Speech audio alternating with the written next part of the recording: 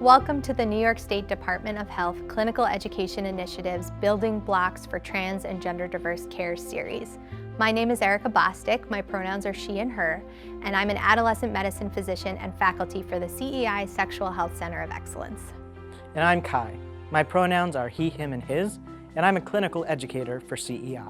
In this video, we're going to go through the LGBTQIA+ alphabet and break it all down.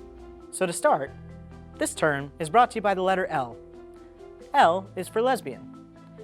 Lesbian is a word used to describe people who identify as women and who are primarily or solely attracted to other people who identify as women. G is for gay.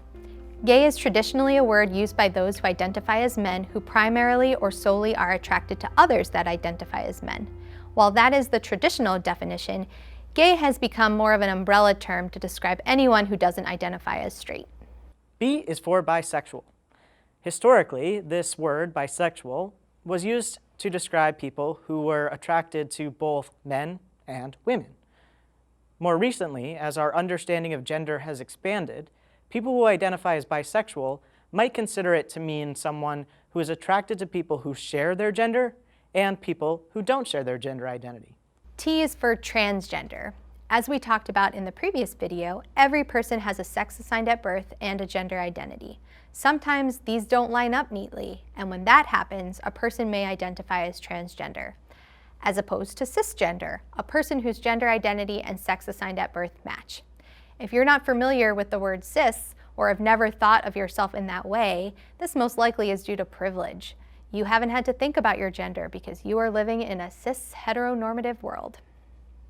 Some people who identify as transgender take steps to bring their body and life into better alignment with their gender. This process is referred to as transition. Every person's transition is unique. Some common first steps are choosing a name that aligns with who they are and telling other folks about it, identifying pronouns that make more sense for who they are. So let's talk about pronouns for a minute. Pronouns are words that we're all very familiar with and use every single day, even if we're not aware of it.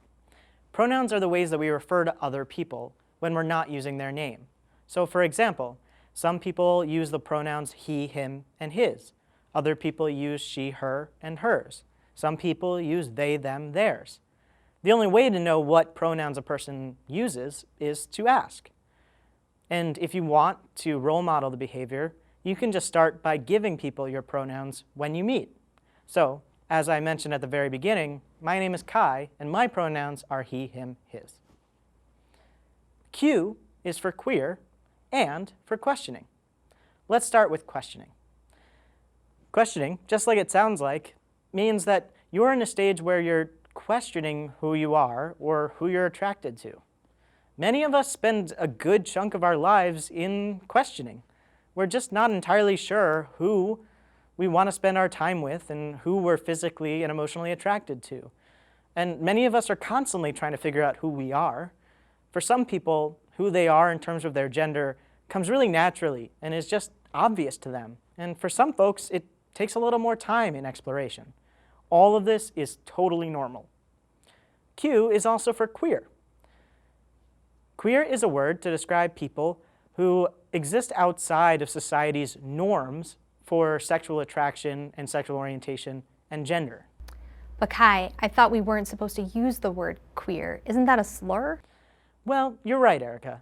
There have been many times throughout our history where queer was used in a derogatory way to try to attack someone who existed outside of society's norms for gender and sexual orientation. And for some people, that's still the way that word feels. But for some people, and particularly for some people who are a bit younger these days, queer has been reclaimed.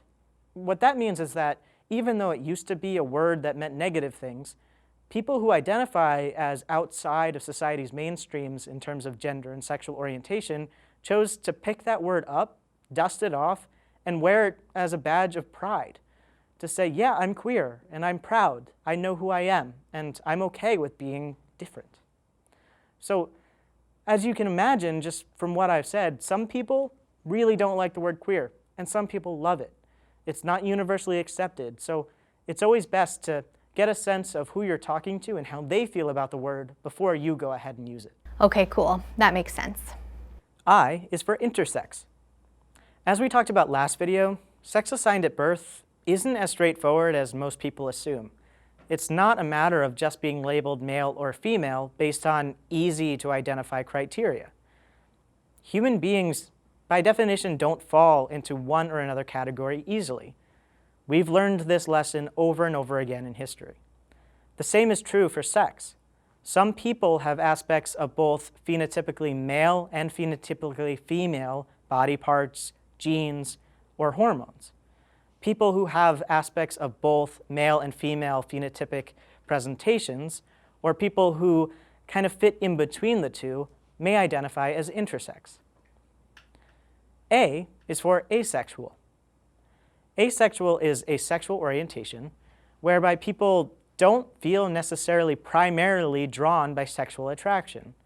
They may very much seek out deep and meaningful relationships with other human beings, just sex isn't their main driving factor in doing so. A is also for allies, like me, someone who fiercely believes in equality for all and will not sit idle in the face of inequality. There are a lot of terms out there. They can and do change quickly. So it's always best to reflect back the language that the person you're speaking with is using for themselves. That way you're pretty sure to stay out of trouble. A few others that I want to highlight briefly include the term two-spirit. This is an umbrella term. It's a way that we can describe the great diversity of gender that exists and has existed throughout history with indigenous tribes in North America. In many of these tribes, people who were two-spirit, or had aspects of both masculinity and femininity within them, were revered, divine, often religious leaders, often leaders of the tribe who made decisions about where the tribe went next. Another term that's good to know is same-gender loving.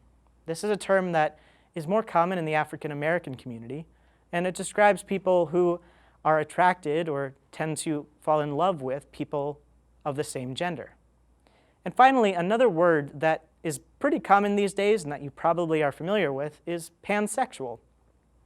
Pansexual is someone who is attracted to people regardless of what body parts they have. They're just interested in people that they're drawn to, period.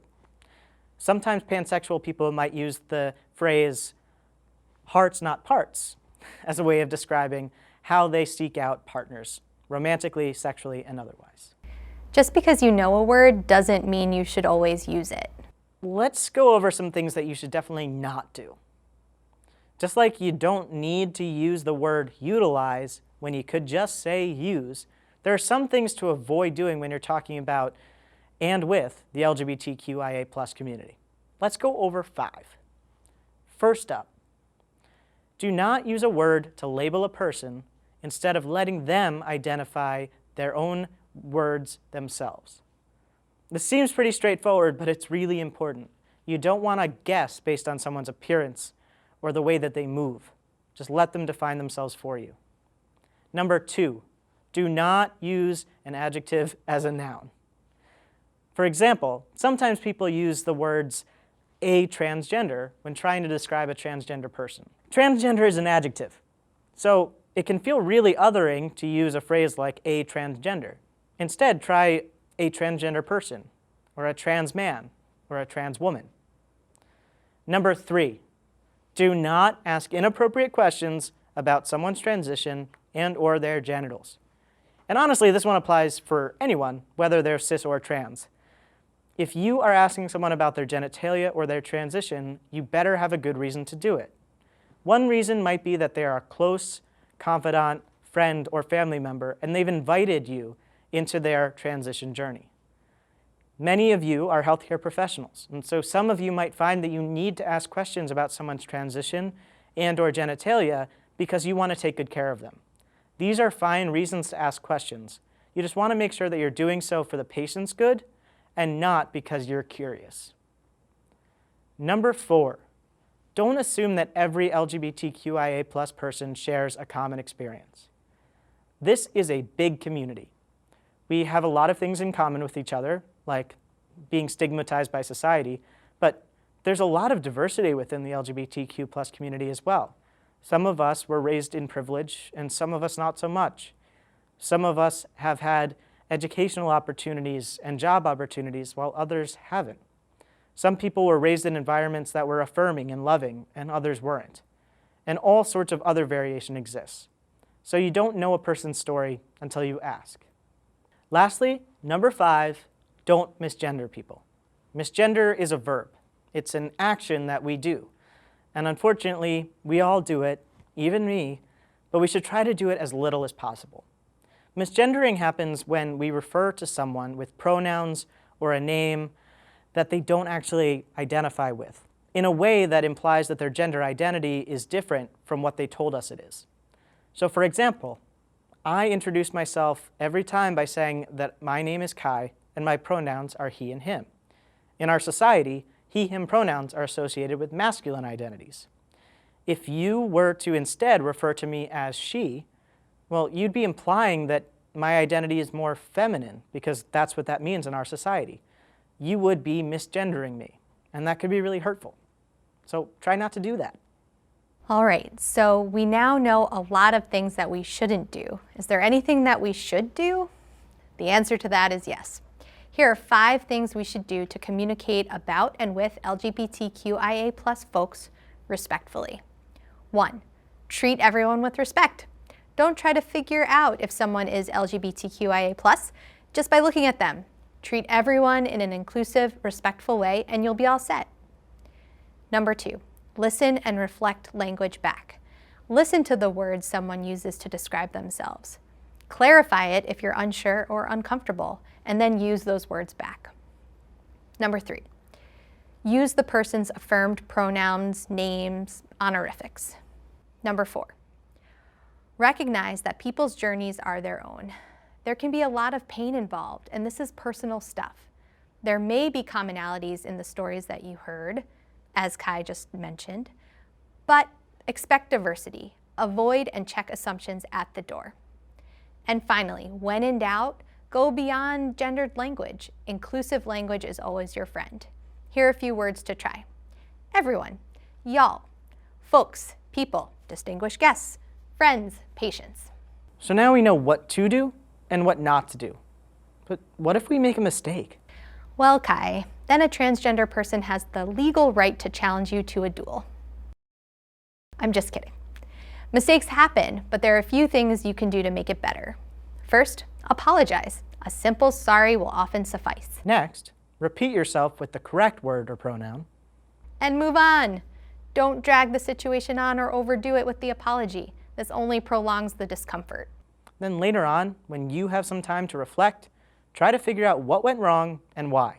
Try to make this mistake the last one you make. Finally, as long as you weren't intending to cause harm, forgive yourself. Especially if you are relatively new to this community. It's hard to learn a new language and use it correctly 100% of the time. We need your allyship more than we need you to beat yourself up. Phew, that was a lot. We just covered the meaning of LGBTQIA+, how not to use these terms, how to use these terms, and what to do when you accidentally mess up. In our next 2 videos, we'll talk about the transgender life experience in today's world, both the good and the bad. See you then!